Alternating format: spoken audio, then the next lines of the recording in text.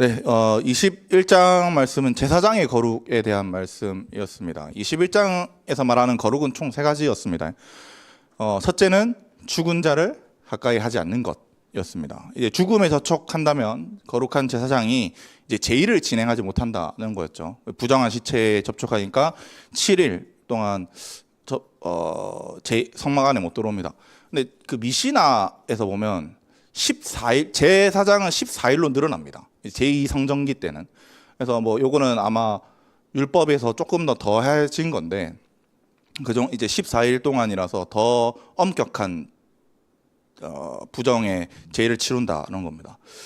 정결할 때까지 제의가 진행하지 못하게 되고 이스라엘의 백성이 부정이 씻기게 되지도 않습니다. 이제 제사장이 제의를 처리할 수 없으니까. 그러니 제사장은 자기의 몸을 정결하게 해야 될 뿐만 아니라 지켜야 됩니다. 그리고 가족까지는 하나님께서 허락해 주셨는데 대제사장은 가족을 향한 애도도 불가능하게 하셨다는 겁니다. 그래서 대제사장의 목적, 삶의 목적은 단 하나입니다. 가족도 돌아보는 것이 아니라 이스라엘의 거룩에만 초점을 맞춰야 된다는 거였죠. 그러나 일반 제사장은 이제 가족까지 가능하다. 왜냐하면 가족의 죽음이 제사장이라는 직분은 좀 애매한 직분입니다. 대제사장도 아니고 제사장이라는 직분이 좀 애매한 직분이라서 그거에 대한 하나님의 배려라고 이해하시면 됩니다. 또한 이제 죽음을 애도하면 안 됐다라고 하면서 머리를 자른다거나 머리카락을 자른다거나 수염을 자른다는 거는 이게 생명력이라고 했잖아요. 고대 근동에서는 생명력이라고 생각을 했습니다. 그래가지고 이거를 자르거나 바치면 죽은 자에게 애도하는 것으로 바치는 거기 때문에 내 생명력을 바쳐서 조상숭배, 우상숭배 하는 것과 같다는 메시지였고, 두 번째가 이제 오직 제사장과 대제사장은 처녀와만 결혼해야 된다는 거였습니다.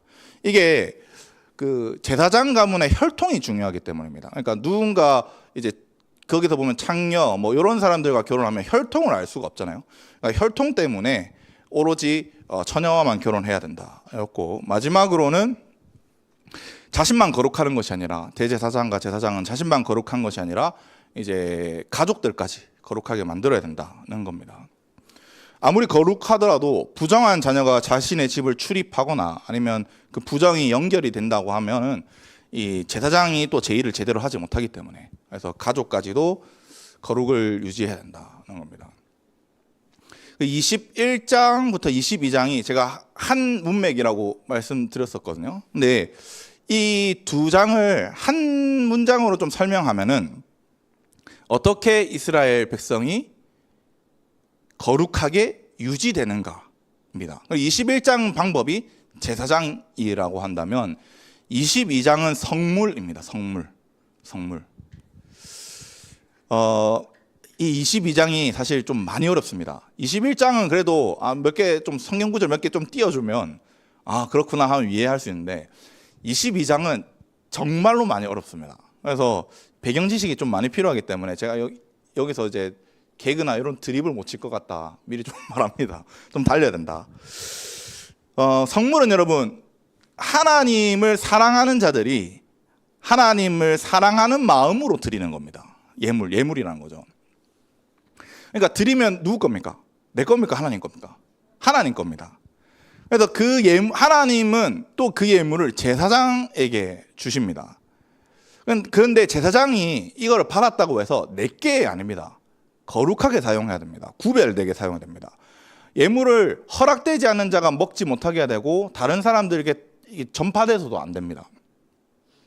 오늘날 목회자들이 받는 게 이제 사례라고 하잖아요. 사례. 근데 사례를 이제 월급처럼 받으니까 이게 월급이라고 생각을 하는 사람들, 목회자들이 좀 많습니다. 그리고 내 돈이라고 생각하는 거지. 근데 성물에는요, 우리가 보이지 않는 이 하나님께 바친 것에 대해서는 거룩이라는 게 함께 붙습니다. 그래서 지폐로 이게 좀 어렵습니다. 오늘날에 이 성물이라는 개념을 잘 받아들이기가 좀 어렵습니다.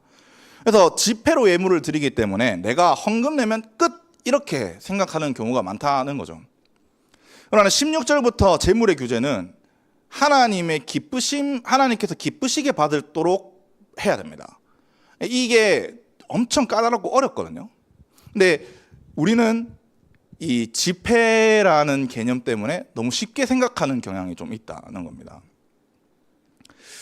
1장에서 5장까지 좀 우리가 살펴봤지만 예물은 하나님에 대한 헌신, 감사, 화목, 그다음에 기타 등등 여러 가지 많이 섞여 있는 반응입니다. 반응. 오늘날 교회는 중심이 중요하지 않다고도 또 생각합니다. 중심이 중요하지 않다. 이게 지폐를 드림으로써 말면 지금 생각나는 건데 지폐 때문인 것 같아. 내가 생각할 때. 중심이 중요하지 외형은 중요하지 않다라고 생각합니다. 외형은. 맞죠? 중심이 중요하다고 말씀하시죠. 성경 구절 어디서든 다 그렇게 합니다. 근데 요거는 구약 문화와 지금 신약 문화를 똑같은 방향으로 봐서 그렇습니다. 구약에는 뭐가 더 우세했냐면 외형이 우세했습니다. 중심이 중요한 게 아니라는 거야.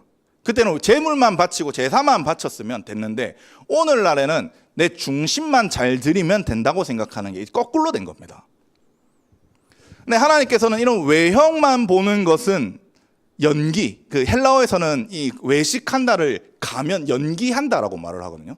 연기한다고 표현하는 것처럼 이 중심만 있는 것도 하나님 앞에서는 좀 이따 표현하겠지만 가증한 것이라고 표현을 합니다. 중심만 있고 형식이 없는 것은. 이처럼 하나님께서 세워놓으신 형식과 중심, 이 두 가지가 같이 가야지 하나님께서 기쁘시게 받으시는 성물이 된다는 겁니다.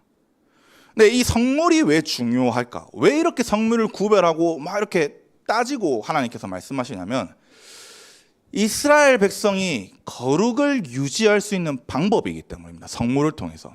왜냐하면 성물은 결국 누구한테 간다 했습니까? 제사장한테 가잖아요. 제사장의 사명을 지키기 위한 성물인 겁니다. 이게 하나님께서 그래서 제사장에게 주는 겁니다.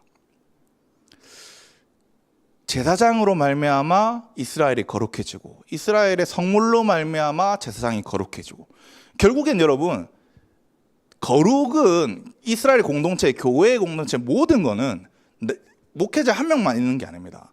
여러분들과 저와 모든 사람들이 함께 공동체의 거룩을 헌신해야 된다는 겁니다. 한국 교회가 계속 추락하는 이유가 뭐냐면 그거 딱 하나입니다. 말을 하는데 성도들은 삶을 살지 못합니다. 왜? 솔직히 말하면 제사장의 책임입니다. 왜? 제사장이 말씀을 똑바로 안 가르치기 때문입니다. 그럼 제사장이 말씀을 똑바로 가르치면요 성물이 하나님으로 알아서 반응하게 됩니다. 백성들이.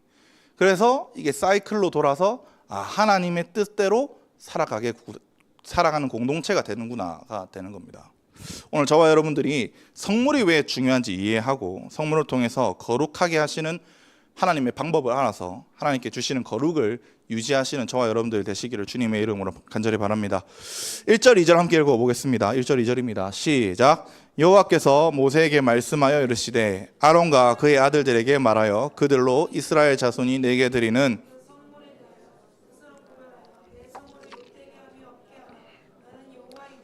22장은 세 개의 여호와께서 모세에게 말씀하셨다라고 나타납니다. 이게 장절, 주제 이런 걸 나누는 기준이라고 했잖아요. 그래서 기준이 총 3개의 기준으로 주제가 나타나는데 그게 전부 다 성물에 대한 이야기인 겁니다. 첫 번째는 1절부터 9절이 뭐냐면 제사장이 1절부터 16절이죠. 제사장이 아론 어떻게 성물을 다루어야 되는지, 어떻게 성물을 내가 취할 수 있는지, 그리고 제사장 외에 어떤 사람이 먹으면 안 되는지, 어떤 사람은 먹을 수 있는지를 포함하고요. 17절부터 25절은 제물의 조건, 성물의 조건이라는 겁니다. 그리고 26절부터 33절은 상황적인 조건인 겁니다. 그러니까 제물의 17절부터 25절은 제물 자체에 대한 조건이라면 26절이죠. 26절부터 31절까지는 이 상황도 있습니다. 여러분, 상황을 우리가 무시해서는 안 된다는 겁니다. 상황에서 흠이 있다면 들여서 안 된다는 걸 말합니다. 근데 이게 구조를 보면 좀 아이러니한 게 여러분 뭐를 설명해야지 좀 더 제사장이 거룩을 잘 이해할 수, 문맥적으로 잘 이해할 수 있냐면 성물을 바쳤다, 제사장은 어떻게 관리해라. 성물을 바쳤다, 제사장은 이렇게 이런 식으로 이해하는 게 좀 더 편합니다. 이해하기 논리적으로 좀 더 편하다는 거지. 근데 레위기는 논리가 다릅니다. 뭐로 봐야 되냐면 거룩성의 논리로 접근해야 됩니다. 만약에 인간 이성의 논리와 요즘 오늘날로 말하는 이 논리적 사고 이런 걸로 접근하면 레위기는 좀 이상한 책입니다. 근데 거룩성의 논리로 접근하면 그래서 하나님이 제사장을 먼저 기록하셨구나, 그래서 하나님이 이렇게 쓰셨구나를 이해할 수 있는 겁니다. 만약에 제사장이 성물을 부정하게 관리하면 백성은 자연스럽게 부정하게 됩니다. 당연히 부정하게 되니까 백성들도 이 부정하면 마음부터 처음에 시작하지만 표현으로도 외형적으로 나타나거든요. 결국엔 나타나지 못합니다. 그 성물을 드리지 못하게 됩니다. 그래서 제일 첫 번째로 중요한 게 뭐냐? 닭이냐 계란이냐 중에서 제사장이냐 백성이냐 중에서 제사장이 먼저 중요한 겁니다. 제사장이 말씀의 기준으로 제대로 세워지지 않으면 성물을 마음대로 다룬다. 그리고 내 상태도 마음대로 된다는 겁니다. 2절에 보면은 이스라엘 자손이 내게 드리는 그 성물에 대하여 스스로 구별하라라고 말씀하는데 많이 오역한 겁니다. 많이 오역하고 이스라엘 자손의 성물을 구별하라 이렇게 번역해야 됩니다. 성물에 대하여 뭐 내게 드리는 이런 말 하나도 없습니다. 이스라엘 자손의 성물을 구별해라라고 표현을 합니다. 히브리어 직역을 하면 일반적으로 여러분 구별하면은 무슨 단어가 생각납니까? 카다시, 이 동사는 카다시거든요. 카다시가 많이 생각나는데, 근데 여기서는 카다시가 안 쓰이고 나짜르라 써 있습니다. 나짜르. 카다시는 영적인 구별을 의미합니다. 그러니까 죄로부터 구별, 뭐 이런 영역에서 구별을 이야기한다면, 나짜르는 사람에게 대한 헌신에 대한, 예물에 대한 헌신에 대한, 하나님에 대한 헌신에 대한 구별을 의미하는 겁니다. 그래서 나짜르에서 나온 게 넷째르, 나시린이 나오는 겁니다. 나시린이 어떤 사람이냐? 자신의 모든 인생을 바쳐서 아니면 어떤 기간을 바쳐서 하나님께 헌신하는 사람들을 말하는 거잖아요.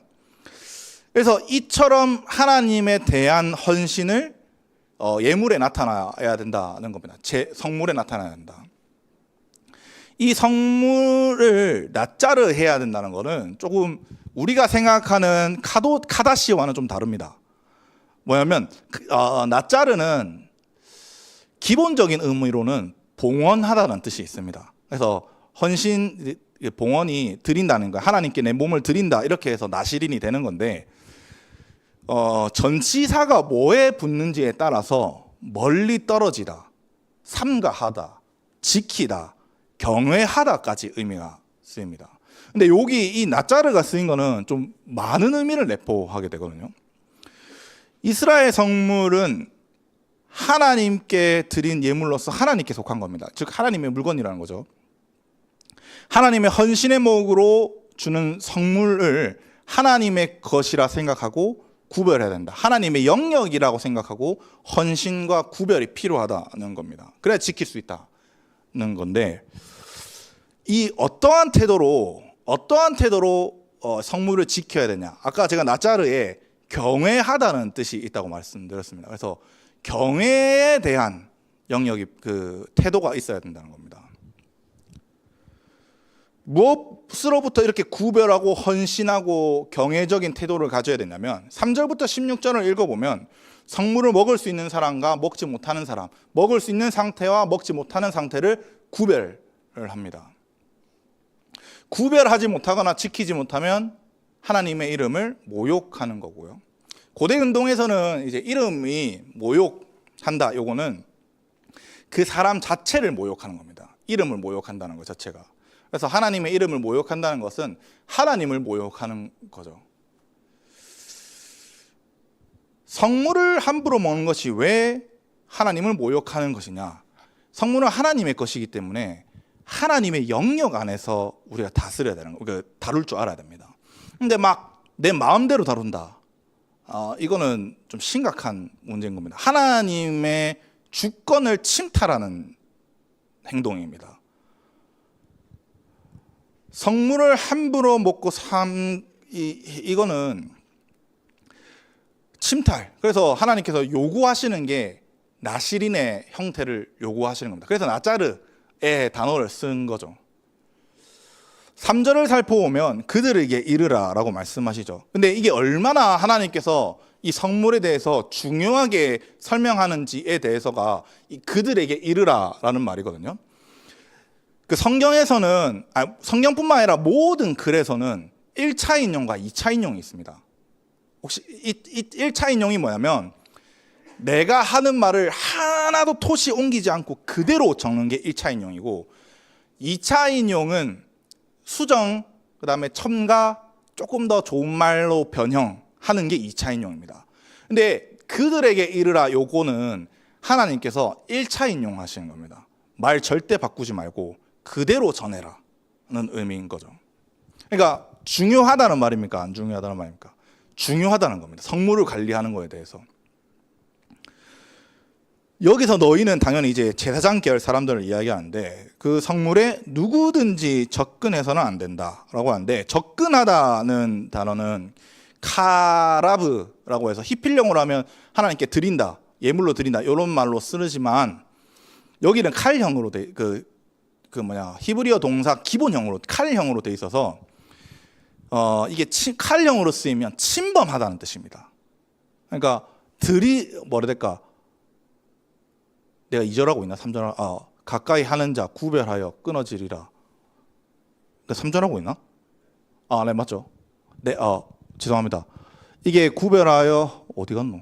이게 내가 가까이 하는 자, 요거는 칼형으로 돼서 침범하는 자라고 번역해야 됩니다. 죄송해요, 제가 개역 개정을 안 읽어서 내가 침범하는 자라고 번역됩니다. 그러니까 성물을 침범하는 범죄를 의미하는 거죠.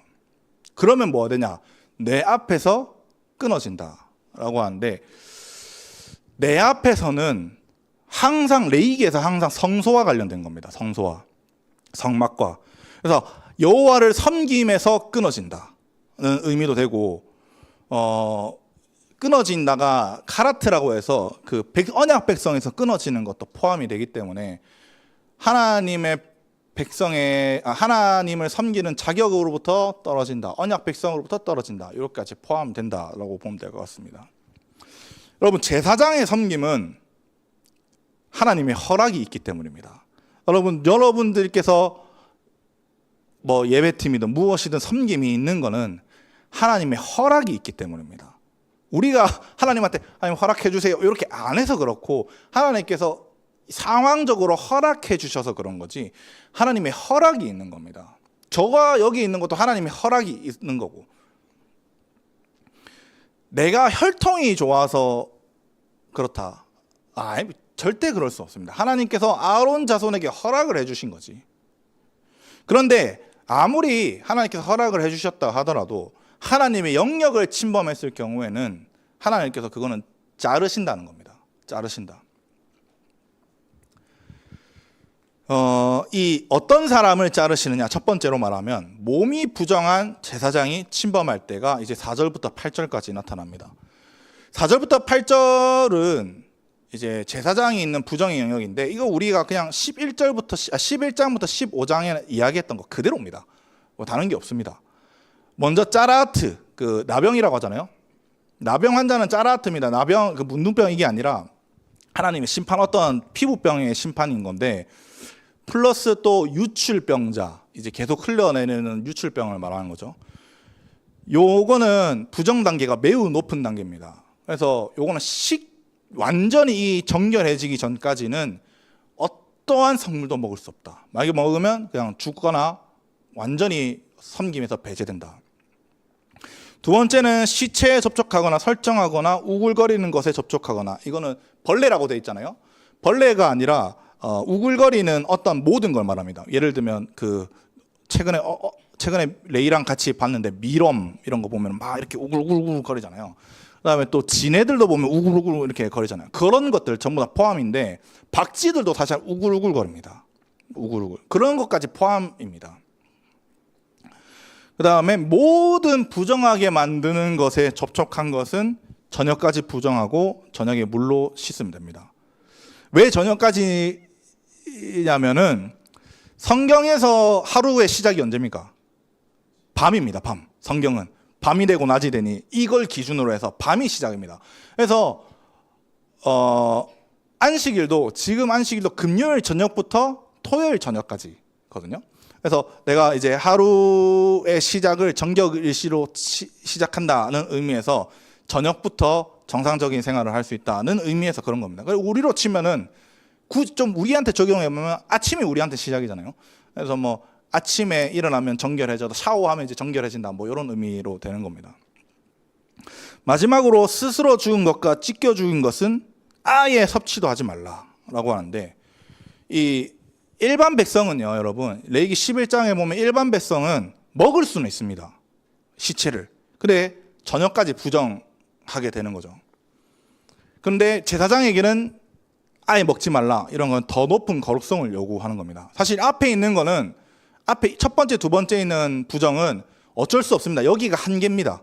근데 마지막 부정, 스스로 죽은 거나 찢겨 죽은 거는 먹지 않는 것 자체가 더 높은 거룩성을 나타낼 수밖에 없기 때문에 그렇게 되는 거라고 이해하면 될 것 같습니다.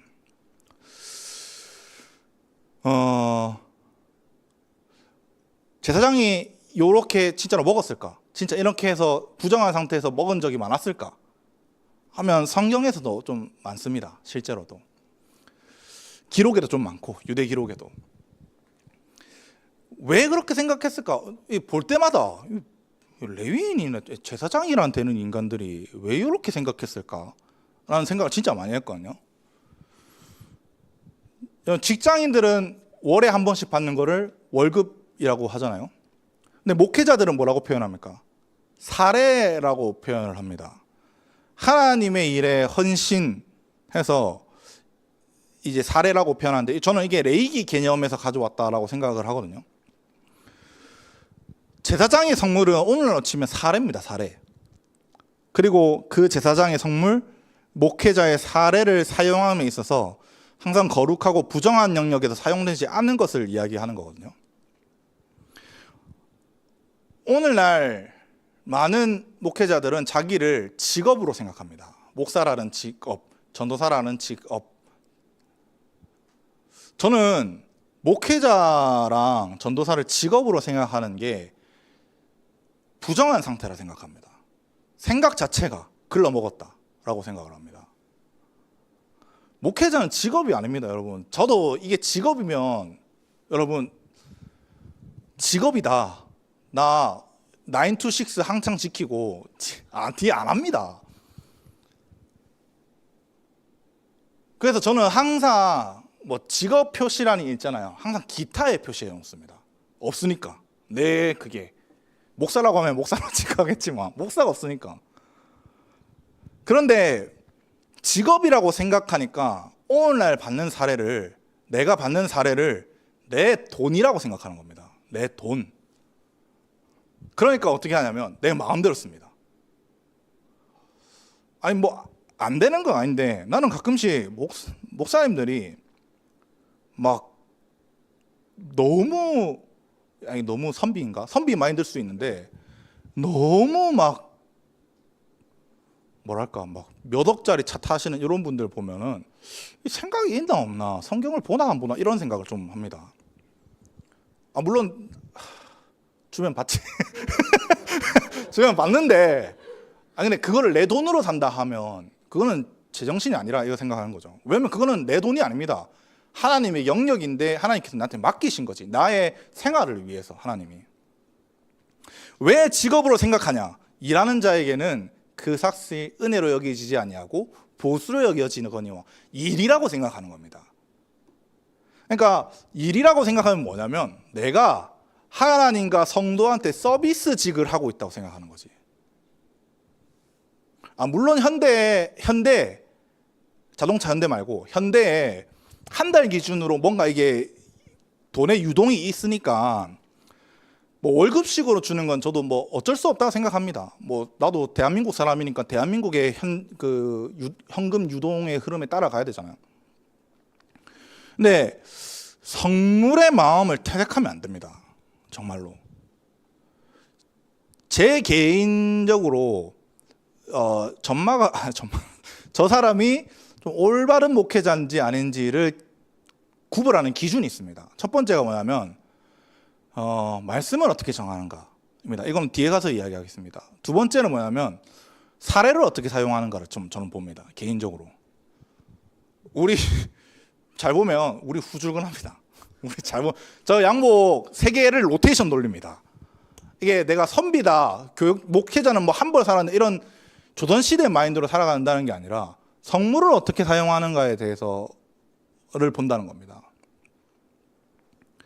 목회자는 은혜에 감사해서 하는 일이지 여러분 종교쟁이처럼 살아가는 게 아닙니다.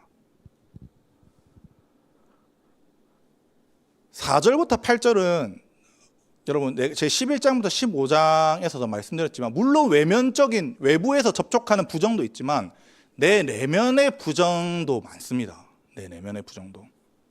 통제가 안 되는 거, 탐욕적인 거, 언약에 속하지 않는 상태 등등 이런 게 내면적인 문제인 겁니다. 만약 부정한 영역에 있다면 사례를 여러분 경외하지 못하게 됩니다. 하나님께서 주신 것을. 돈을 경외하라는 게 아니라 하나님이 주시고 맡기신 이 사례를 경외하지 못하고 마음대로 쓴다는 거지. 그래서 목회자, 제사장은 이 부정한 마음 상태를 구별할 줄 알아야 되고 스스로 멀리할 수 알아야 됩니다. 그렇지 않으면 죽을 수 있다. 이걸 이해할 줄 알아야 되고요. 9절에 보면 여러분 9절 한번 들어줄래요?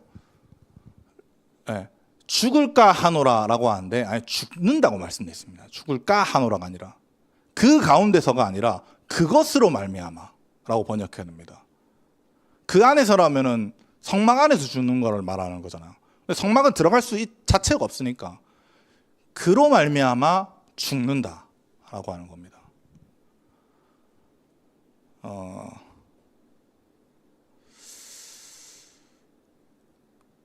제사장의 이제 부정으로 금지했다면 10절부터 16절은 어떤 사람은 그럼 먹을 수 있느냐에 대해서 이야기합니다. 10절부터 13절 한번 읽어볼까요? 10절부터 13절입니다. 시작. 일반인은 성물을 먹지 못할 것이며 제사장의 객이나 품꾼도 다 성물을 먹지 못할 것이니라. 그러나 제사장이 그의 돈으로 어떤 사람을 샀으면 그는 그것을 먹을 것이며 그의 집에서 출생한 자도 그렇게 하여 그들이 제사장의 음식을 먹을 것이며 제사장의 딸이 일반인에게 출가하였으면 거제의 성물을 먹지 못하되 만일 그의 갑경을 당하든지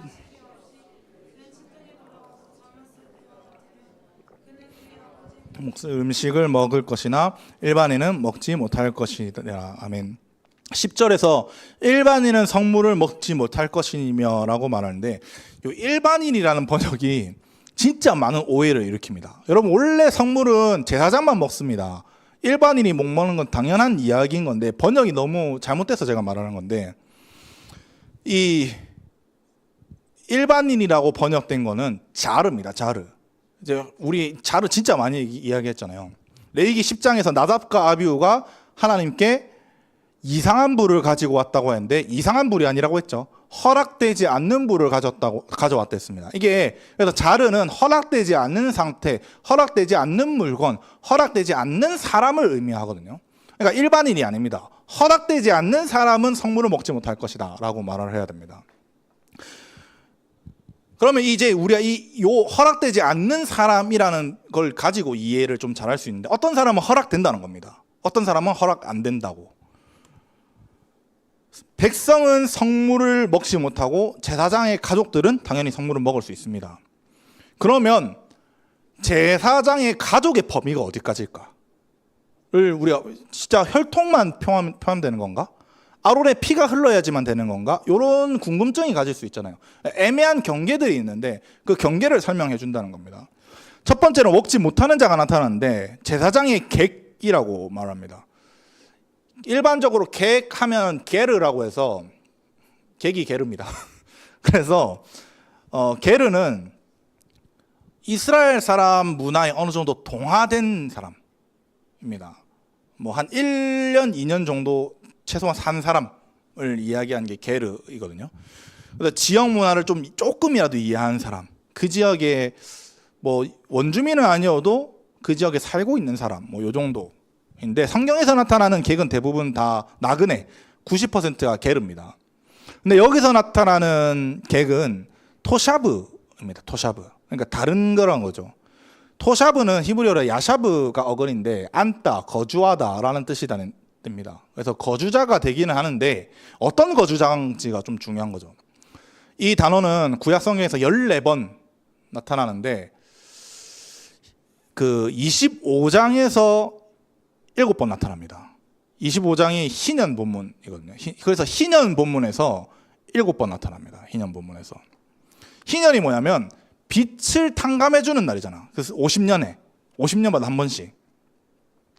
그래서 빛을 탕감받은 빛 때문에 제사장 집에 거주하고 있는 사람을 의미합니다. 제사장에게 채무로 인해서 제사장 집에 거주하면서 일하는 자, 이런 걸 토샤브라고 말하는데, 이런 제사장의 빚을 갚기 위해서 제사장의 집에 사는 사람들이 있습니다. 뭐라 해야 될까? 옛날에는 이게 옛날 제도를 잘 모르겠는데 델리사위는 아니잖아. 아무튼 뭐 빚져서 빚을 갚기 위해 살아가는 사람들, 뭐 이렇게 이해하면 됩니다. 이런 사람들은 성물을 먹을 수 없고, 두 번째 품꾼도 먹을 수 없습니다.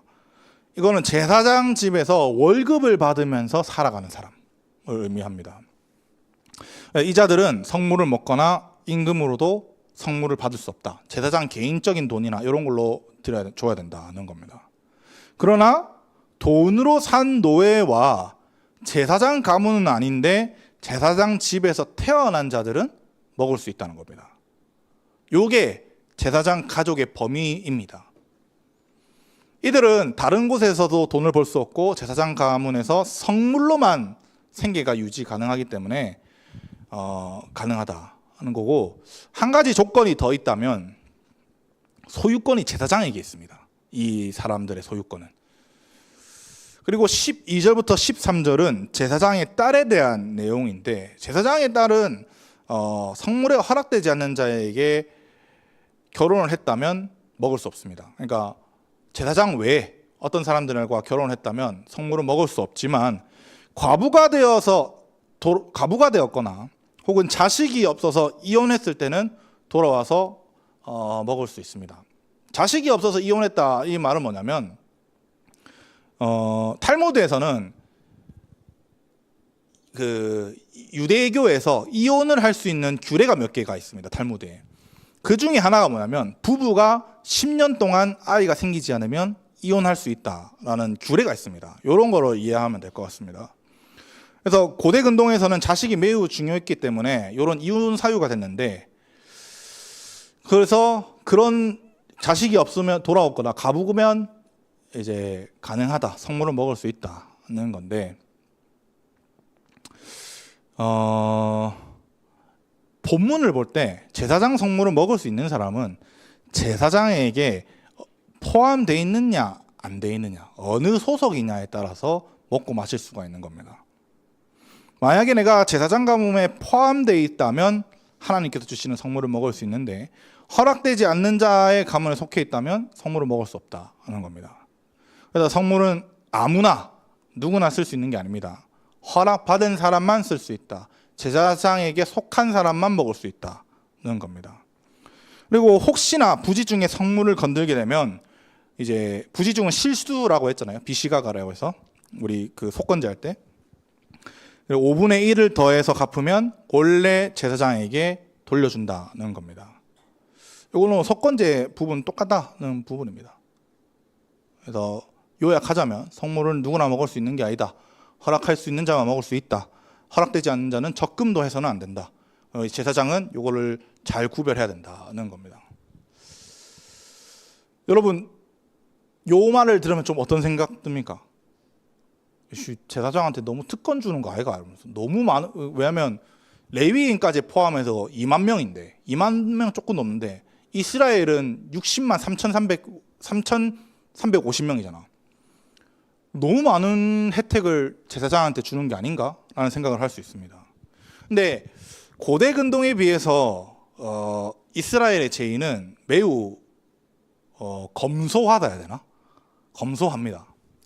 바빌로니아와 이집트는 사실 거대 신전이 있었는데 어느 정도로 크냐면 여러분 혹시 암만 갔제니? 암만 가봤지? 요르단에 성지순례 갔을 때 암만 그 헤라클레스 신전이 있는 거 다 부사진 거. 여러분 암만에 가면 헤라클레스 신전이 있는데 헤라클레스 신전의 손가락 크기가 제 키만 합니다. 그 길이 말하는 거 아닙니다. 두께가 제 키만 합니다. 헤라클레스 신전이 높이가 13m입니다. 근데 헤라클레스는 그렇게 중요한 신이 아니잖아. 중요한 신이 아닌데도 그 정도입니다. 근데 중요한 신은 얼마나 컸을까?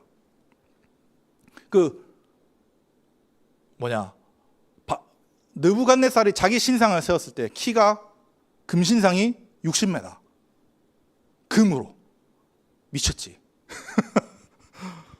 그 정도로 이제 제의에 미쳤었습니다, 사람들이. 왜냐하면 고대 근동은요, 대부분 이스라엘 빼고 대부분 고대 근동은 왕족이랑 제사장족이 한 핏줄입니다. 그러니까 내가 왕이야, 내 동생을 제사장 시킵니다. 대부분 이렇게 고대 근동은 돌아갑니다.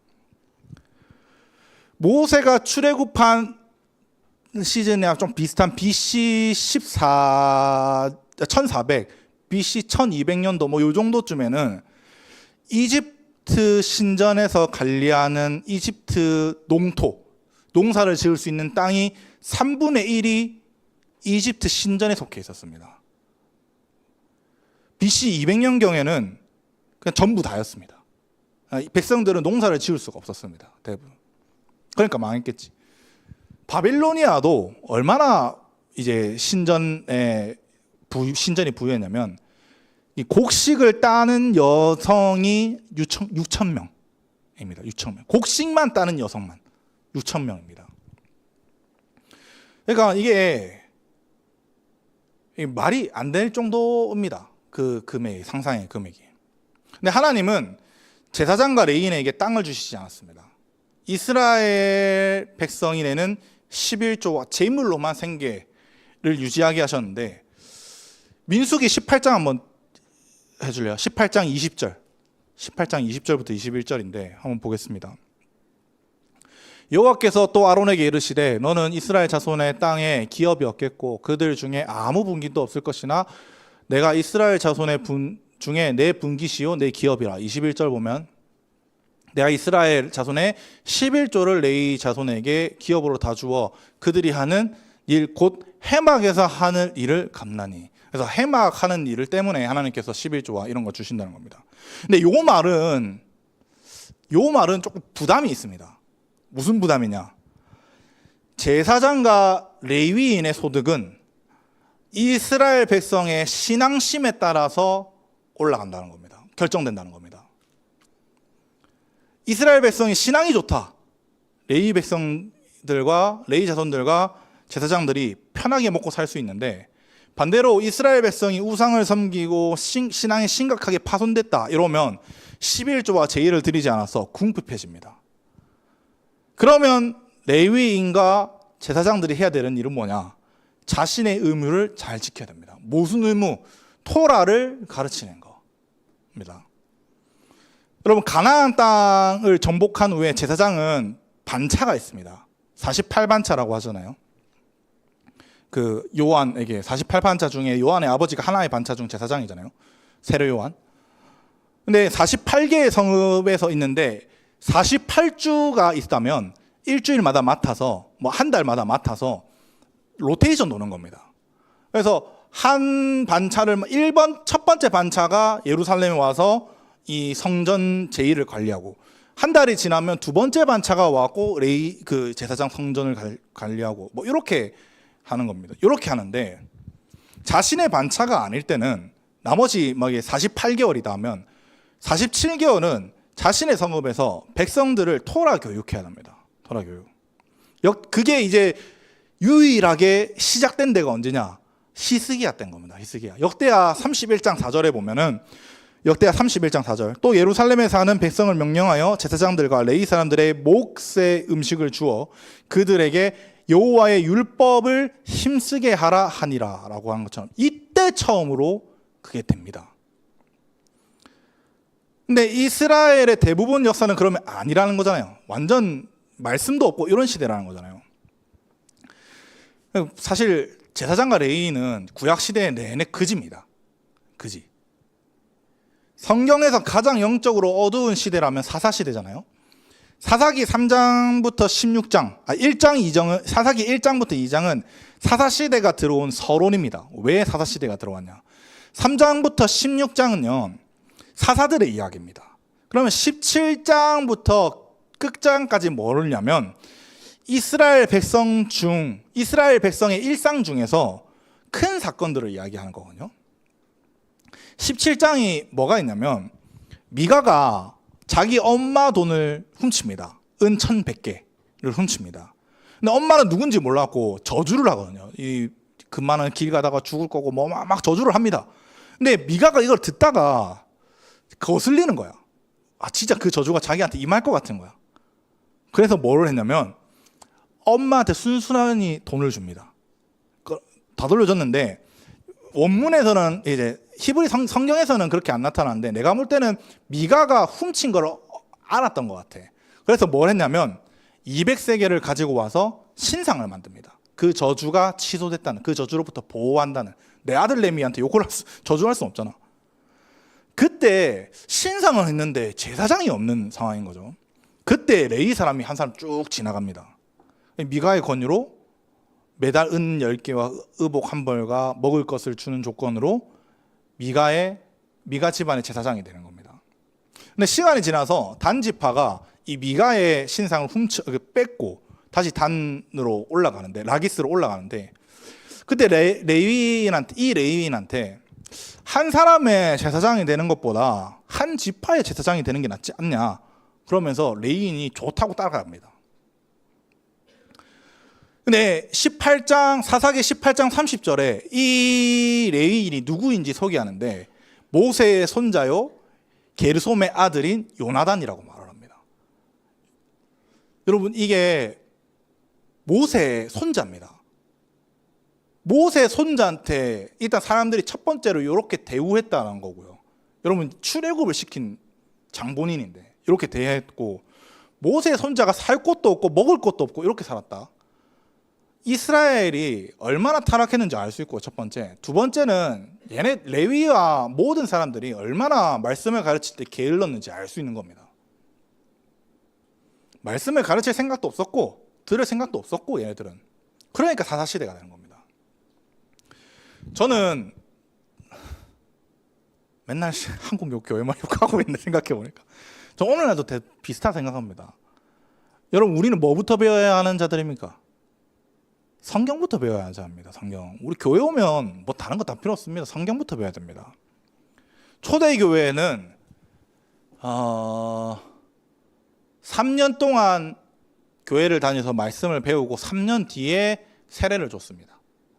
저는 살짝 그거를 예수님 시대 때는 아니지만 어느 정도 이제 안전장치라고 해서 만든 것 같긴 한데 그때는 박해 시대니까 어느 정도 그래 맞긴 하겠다라고 하는 게 요즘 시대를 보면 좀 동의를 합니다. 말씀을 알아야 여러분 시대를 분별하고 영적으로 각성할 수 있는데 요즘 설교 다 주제 뽑기입니다. 주제 뽑기. 그냥 인본주의적 설교, 뭐 사람 듣기 좋은 설교, 자기 할 말만 쭉 써놓고요. 여러분 성경 구절 비슷한 거 타이핑 쳐갖고 이거 구절 좀 내가 하는 거랑 비슷하네 하고 끼워 넣는 겁니다. 없잖아요. 그러면 엄청 긴 구절을 가져갖고 복잡하게 만든 다음에 내 설교 말 안 합니다. 여러분 잠도 안 자고 피 흘리면서 연구하고 전화해도 사람이 바뀔까 말까인데 그럼 바뀌겠습니까 사람이?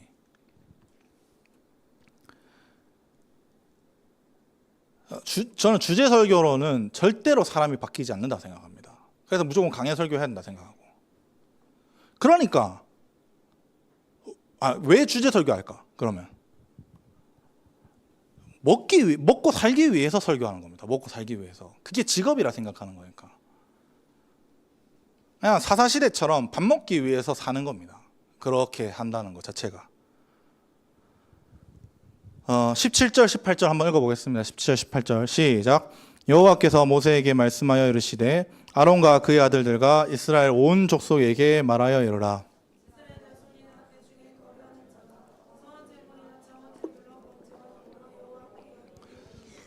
1절부터 16절은 이제 성물을 먹는 것에 허락된 상태와 허락되지 않은 상태를 이야기했다면 17절부터 25절은 제물의 상태를 의미합니다. 서원제와 자원제에 대한 제물의 상태를 의미하는데 특히 둘 다 뭐라고 말하냐면 기쁘게 받으심 되도록이라는 문구를 사용합니다. 하나님께서 기뻐하시는 제사가 있고 기뻐하지 않는 제사가 있다. 하나님께서 기뻐하시는 예배가 있고 기뻐하시지 않는 예배가 있다. 그런 겁니다.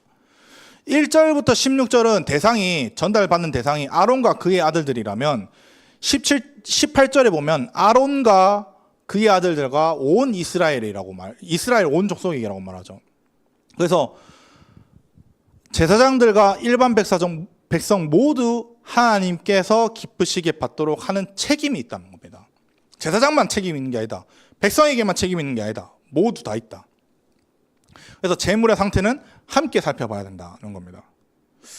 먼저 18절을 보면은 18절부터는 이제 20절까지 번제라고 하는데 개혁제전에서는 번제와 더불어라고 말을 하는데 요거는 레올람인데 이게 더불어라고 번역하면 됩니다.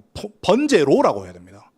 제물이나 자원제를 번제로 여호와께 예물로 드리려거든 이렇게 번역해야 되거든요. 왜냐하면 여러분 번제와 더불어라고 말하면 화목제와 번제를 함께 드린 것처럼 설명하는데 원어는 서원제와 자원제가 번제 방식으로 드려져야 된다고 말을 합니다. 근데 우리가 7장에서 나눴던 것처럼 서원제랑 자원제는 어디 제사에서 포함되냐면 화목제에 포함이 되거든요. 근데 여기서는 서원제와 자원제물이 번제로도 드릴 수 있다고 표현하는 거죠. 잘못된 거 아닙니까? 아닙니다. 성경에서는 번제로 서원제와 자원제를 드릴 수 있는 용례들이 많습니다. 민수기 29장 39절 한번 읽어볼까요? 민수기 29장 39절에 제가 한번 읽어볼게요. 너희는 이 절기를 당하거든 여호와께 이같이 드릴지니 이는 너희의 서원제나 낙헌제로 드리는 번제, 소제, 전제, 화목제 외에 드릴 것이니라 라고 말씀하셔서 서원제랑 낙헌제를 번제의 방법으로 드릴 수 있다는 겁니다. 에스겔서 46장 12절 에스겔서 46장 12절을 보면은 만일 군주가 자원하여 번제를 준비하거나 자원하여 감사제를 준비하여 여호와께 드릴 때에 그러니까 번제로 드릴 수 있다는 겁니다. 서원제나 자원제도. 이게 왜 우리가 이 본문이 이상하다 생각하냐면 서원제와 자원제가 제사의 한 종류라고 생각해서 그렇습니다. 아닙니다. 서원제와 자원제는 동기입니다. 동기. 서원이라는 동기, 자원이라는 동기, 번제는 제사의 형식을 설명하는 겁니다. 그래서 그 형식이 뭐냐? 번제의 형식이 뭐냐? 소나 양이나 염소를 흠없는 수컷으로 들어야 된다는 거죠. 이 흠없다는 타밈이라고 해서 완전한 뜻이라서 히브리어에서 사람에게 쓰면 도덕적으로 영적인 결적 사유가 없는 걸 의미하거든요. 그냥 수컷, 가치가 매우 높은 것을 의미한댔습니다. 앞서서 이 서원과 자원이라는 동기라고 했다면 동기는 마음인 겁니다. 중심. 근데 무엇이든지 동기가 중요하잖아요. 동기부여한다는 뜻이. 하지만 동기만으로는 하나님께서 기쁘시게 받지 않습니다. 형식이 있습니다. 분명히. 기쁘게 받으심이 되도록이라는 말은 여러분 형식만 강조해서 제물과 제물을 하나님께 바치는 것이 아니라는 겁니다. 기계적으로 제물만 바쳐서 드는 것도 아니다. 그건 오히려 종교죠. 종교성을 가지는 거죠. 제물만 바치는 건 마음이 없이. 하나님을 향한 마음은 종교로 가는 게 아닙니다. 자원하는 반응인 거지. 그런데 마음이 중요하다고 해서 형식을 무시해서도 안 된다는 겁니다.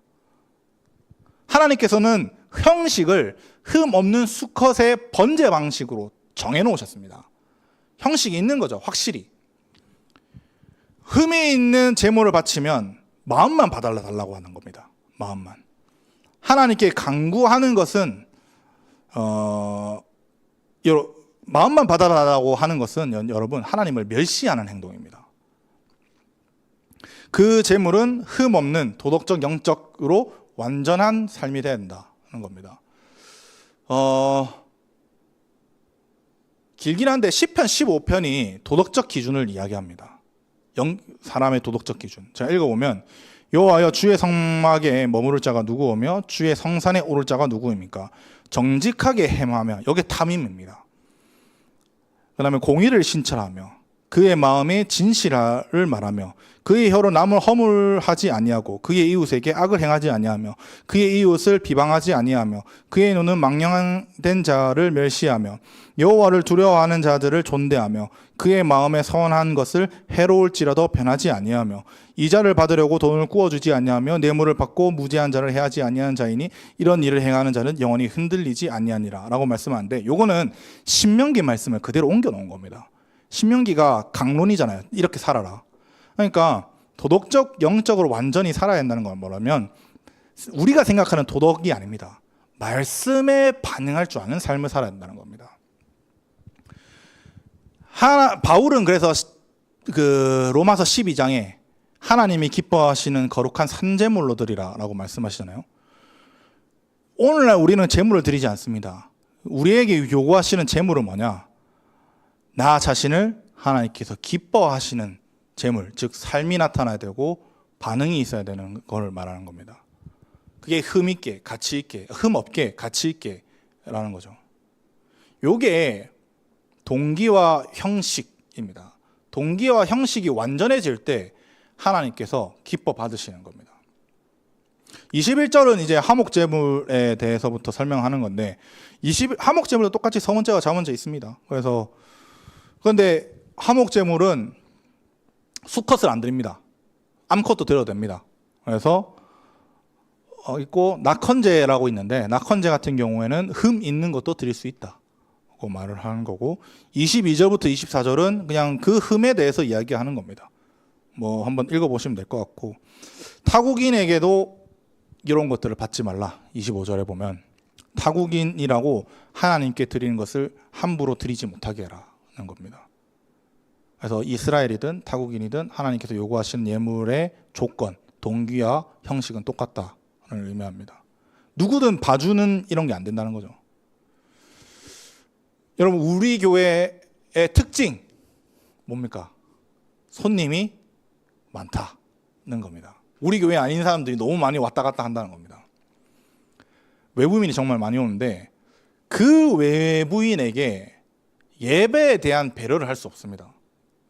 왜냐하면 동기와 형식은 동일합니다. 우리한테. 그 사람에게서든 우리에게서든. 외국인이 왔다, 동일합니다. 동일. 왜? 예배이기 때문에. 예배이기 때문에. 그래서 예배는 우리끼리 모여서 우리 기준으로 만들고 드리는 게 아닙니다. 하나님의 기준과 하나님이 세우신 방법으로 하나님께 영광 드리고 하나님께서 받으시기 합당한 것으로 드려야 된다는 겁니다. 그래서 율법주의는 나쁘다 하실 수 있지만, 율법, 성경대로 살지 않으면 하나님께서 기뻐하시는 산 제물이 될 수 없다라고 말을 합니다. 이게 이제 제물의 흠을 이야기했다면 26절부터는 상황적 흠을 이야기합니다. 세 가지 상황이 나타나는데, 첫째, 새끼가 나타나면 7일 동안 어미와 같이 있게 하고 8째 이후에 드려라 라고 합니다. 태어난 지 얼마 안 된 새끼를 잡는 것은 인도적으로 흠이 있다는 겁니다. 그러니까 인간이 아니라고 해야 되나, 이거를? 인간이 아니라는 표현을 하는 게 좀 더 좋을 것 같습니다. 제가 여러분 동물을 키우는 거 싫어합니다. 하지 말라고도 하고, 동물 키우고 싶은데 뭔 소리 하냐 이렇게 이야기하지만, 제가 그렇다고 동물을 싫어하는 건 아닙니다. 저도 동물 좋아하고 코끼리 만지고 싶고 기린 만지고 싶고 그렇습니다. 좋아합니다. 근데 여기서 가치 있게 해라라고 하잖아요. 요거는 타하트라고, 사실 정확하게 말하면 아래에 있게 해라는 겁니다. 그러니까 뭐냐면 젖을 충분히 먹여라는 겁니다. 젖을 충분히 먹여라. 젖을 아래에서 먹잖아요, 짐승은. 그런 모습을 보고도 7일 동안 해서 새끼를 잡는다? 이거는 도덕적 흠이라는 겁니다. 상황적 흠. 두 번째는 암소나 암양을 막론하고 어미와 새끼를 같은 날에 잡지 말라라고 하는데, 이건 암소랑 암양이 아닙니다. 소나 양입니다. 암이 들어가면 안 되고 수컷이든 암컷이든 다 모두를 말합니다. 번역을 잘못한 건데. 왜냐하면 하목제 빼고 전부 다 수컷을 들어야 됩니다. 하목제 빼고. 그리고 어미와 새끼도 잘못 번역됐고 그와 그의 자식을 같은 날에 잡지 말라라고 번역되어 있습니다. 합니다. 자식과 새끼를 같이 잡는 건 여러분 이것도 인도적 차원입니다. 이게 뭐랄까 짐승한테 이런 말을 좀 쓰긴 그런데 폐륜이죠. 폐륜. 어떻게 보면. 그런데 만약에 팔잖아요. 그러면 이게 이 소와 이 소가 부부란다. 자식간인 걸 모르잖아. 부모 자식간인 거. 그래서 미시나에서는 이웃에게 팔 때 이 어미 소를 오늘 팔았습니다. 새끼를 팔 때 어미 소를 오늘 며칠 날 팔았습니다. 새끼를 팔 때 어미 소를 언제 팔았습니다. 요거를 말해줘야 되고 영수증을 청구해줘야 됩니다. 만약에 어긴다. 새끼랑 어미를 같이 잡는다. 짐승을. 태형 40대입니다. 그 성경에서 태형 그 바울도 40에서 하나 감한 걸 맞거든요. 근데 40대를 맞는다니까. 근데 만약에 어미와 새끼와 손자를 잡는다. 태형 80대입니다. 미시나에 정확하게 규례가 적게 되어 있습니다. 그 정도로 인도적인 걸 중요하게 여긴다는 겁니다. 인간적인 거, 불법이 행하면 안 된다는 겁니다. 세 번째는 감사제를 기쁘시게 받아들도록 해야 된다. 이거는 이틀까지 남겨두지 말라고 하는데 이틀까지 남겨두는 것은 화목제를 의미합니다. 화목제는 화목제의 고기는 정말로 많은 사람들이 먹습니다. 소 한 마리가 사실 동네 잔치잖아요. 그런 것처럼 동네 사람들이 다 먹을 수 있는데 이틀까지 남긴다는 말은 뭐냐면 화목제의 역할을 안 했다는 겁니다. 다 아무나 내 혼자 먹으려고 꼼쳐놨다는 말인 겁니다. 헌물을 드렸으면 여러분 내게 아닙니다. 제사의 사용 용도도 형식도 완전히 깨트린 겁니다. 그래서 3장이랑 7장에 보면은 레위기 이렇게 드리지 않으면 가증한 것이라고 표현을 합니다. 하나님께서. 그래서 기본적으로 이런 것은 동기가 불순하고 형식도 깨트린다. 그리고 7장에 보면은 화목제 규례에서 이건 예물로 인정이 안 되고 그 죄를 네가 그대로 짊어져야 된다라고 말씀합니다. 그래서 하나님께서 인정하시는 동기와 형식대로 행할 수 있어야 된다라고 말하는 상황인 겁니다. 그래서 정리를 하면 전체적으로 우리는 하나님께서 주신 예물을 함부로 사용하면 안 되고 하나님의 뜻대로 합당하게 사용할 수 있는 사람이 돼야 됩니다. 그게 이제 나시린의 헌신처럼 살아가야 되고 나시린은 자신의 모든 것을 버리고 하나님께서 헌신한 것처럼 우리가 하나님의 뜻에 알맞게 헌신해야 한다는 거죠. 그 이유가 33절에 이렇게 나타나 있습니다. 나는 너희의 하나님이 되려고 너희를 애굽 땅에서부터 인도하여 낸 여호와이니라 라고 합니다. 그러니까 나시릴 같이 헌신해야 되는 이유는 우리가 하나님께 받은 은혜의 반응이자 하나님의 성물을 잘 관리하고 잘 드리는 것에 대한 합당한 반응입니다. 반응. 하나님의 물건을 우리가 함부로 만질 수 있겠습니까? 하나님을 경외한다면. 함부로 드릴 수 있겠습니까? 하나님을 경외한다면. 절대 안 됩니다. 하나님은 왜 이렇게 성물을 귀하게 관리해라고 하냐면 이 성물을 통해서 이스라엘 거룩을 유지하기 때문입니다. 이스라엘의 거룩은 여러분 우리가 막 그런 거 있잖아. 여기서 기도하면 내가 거룩 돌파했다. 요게 아닙니다. 여러분. 정확하게 말하면. 이게 우리가 쉽게 이해하기 위해서 돌파했다 이렇게 표현하지만 정확하게 말하면 기도를 함으로써 내 거룩을 지킬 수 있는 성벽을 쌓았다고 표현해야 됩니다. 왜냐하면 거룩은 이미 우리가 예수 그리스도를 믿음으로 말미암아 칭의 받았기 때문에 거룩은 우리한테 이미 내재되어 있습니다. 근데 우리가 그 거룩을 부정하게 하지 않는 훼손하면 안 되는 거지. 그래서 기도를 할 때마다 돌파가 아니라 정확하게 표현하면 성벽, 보호막을 친다라고 표현하는 게 더 좋은 표현입니다. 거룩의 중심인 제사장들에게 주셔서 제사장이 다른 것이 아닌 거룩에 신경을 쓰게 만듭니다. 이스라엘 백성은 하나님께 예물을 드림으로 제사장이 주는 말씀을 교육받고 살아간다. 요 사이클이 계속 일어나는 게 거룩을 유지할 수 있는, 공동체가 거룩을 유지할 수 있는 유일한 방법이라는 겁니다. 그래서 21장과 22장은 결론이 똑같습니다. 거룩은 혼자 만드는 게 아니라 같이 만드는 거다. 역할이 다를 뿐이지 같이 만드는 것이다 하는 겁니다. 오늘 저와 여러분들이 그 거룩의 역할에 충성되어서 거룩의 훼손이 아닌 하나님께서 주시는 거룩을 유지하는 저와 여러분들이 되시기를 주님의 이름으로 간절히 바랍니다. 기도하겠습니다.